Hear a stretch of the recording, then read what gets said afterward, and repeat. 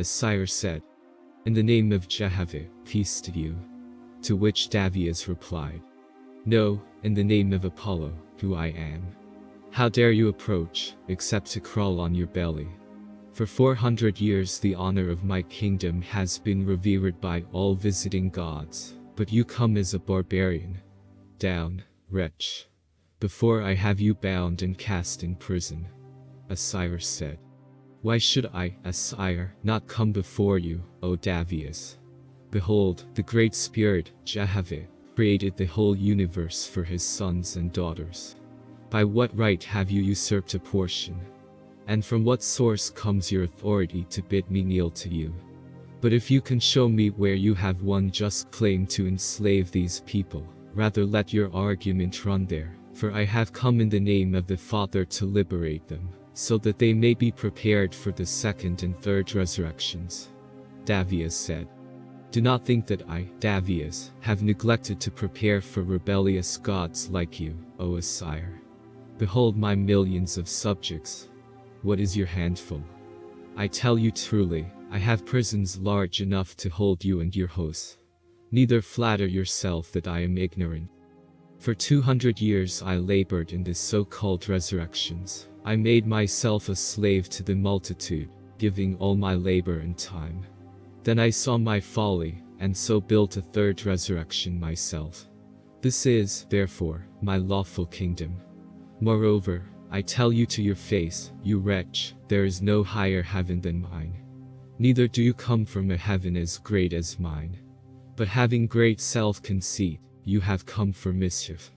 I have heard of you from other heavens. But now you have put your head into the halter, into the rope noose.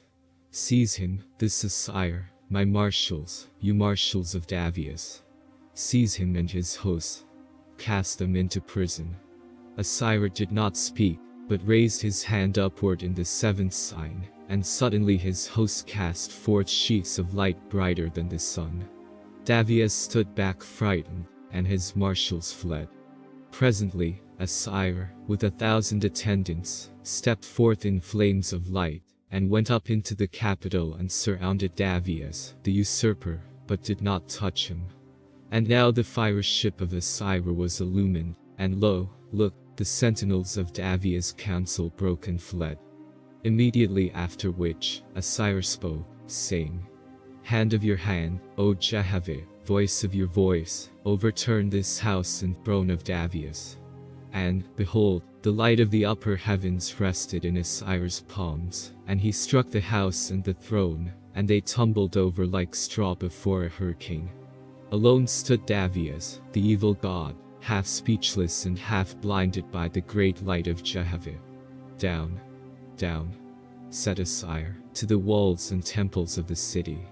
And after this instructional statement his hosts, the hosts of Osiris, concentrated at any point Osiris' hand directed, and lo, look, everything fell and was scattered far.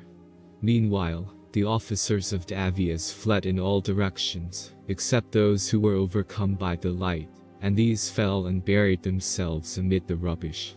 Stop! Stop! Cried Daveas. Give me air. I perish. I am a consuming fire. And after saying such, he, Daveas, tossed his hands aloft, overhead, then cringed his face within his glittering robes.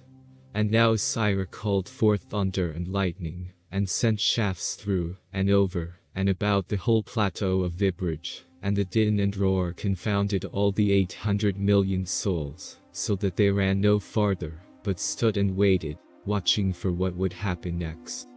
Osiris did not stop in his proceedings, but went forward to a more suitable place, to build his throne.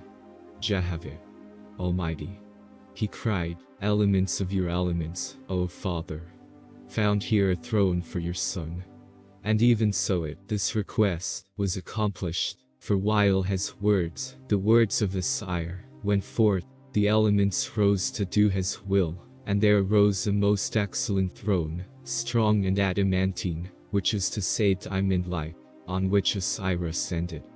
Meanwhile, Daveas had fallen down flat, weeping and wailing, but Osiris, by a motion of the hand, called Wang Ti, a most enlightened archangel, with her attendants, to bear him away, which was quickly done.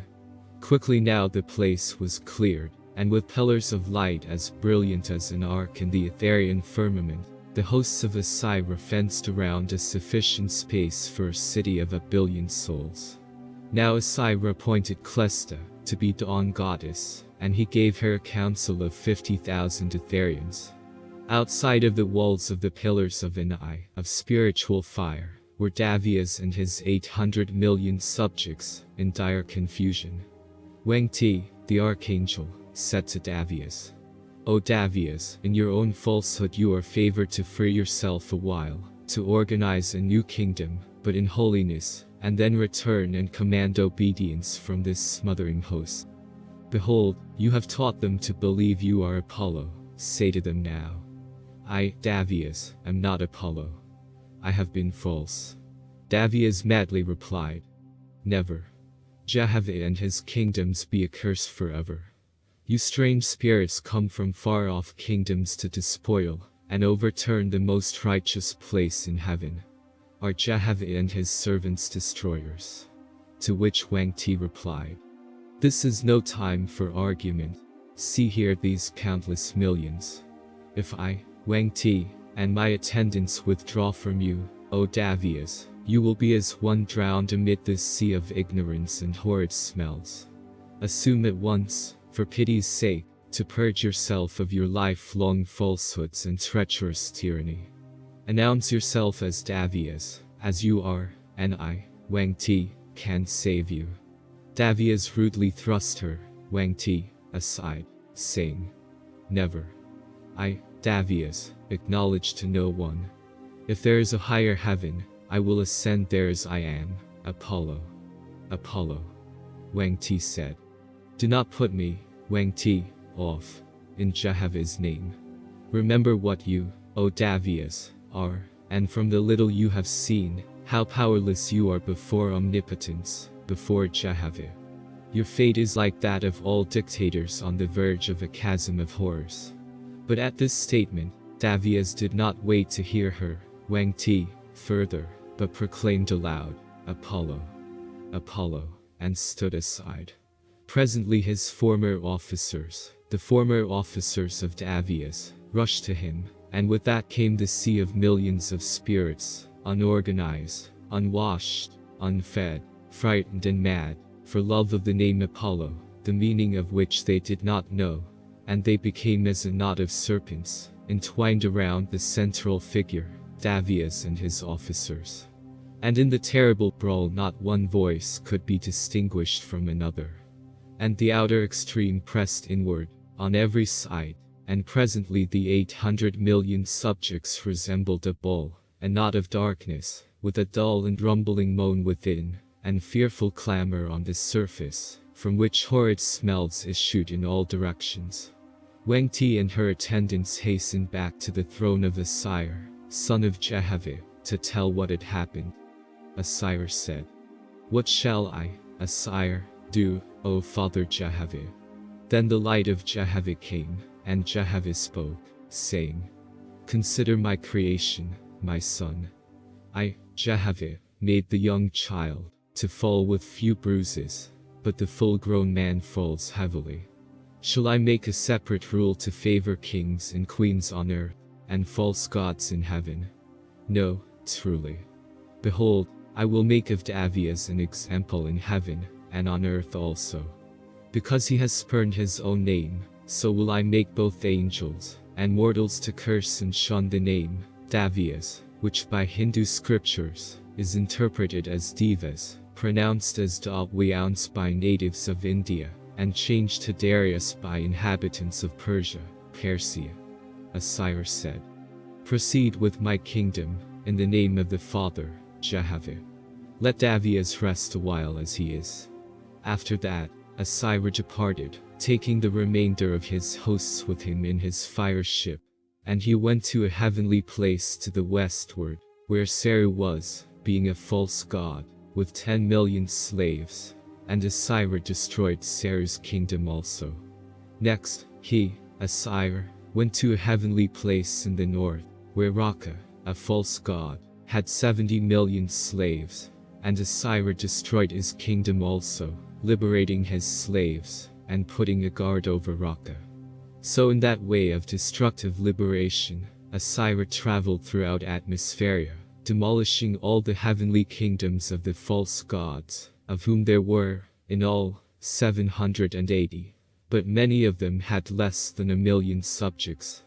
And for a total of 30 days, Osiris was engaged in destroying all the evil kingdoms in the lower heavens, and then the work was finished. Osiris said to his hosts, "For 30 days we labored in destroying that which was. Now we will rebuild to Jehovah for another 30 days. Take the fire ship, therefore, to Vibrage, for there I, Osiris, will found my central kingdom. And, after we have completed the work of starting the second resurrection on a sure foundation, then we will go down to the earth and overturn the kingdoms of the false lords and men."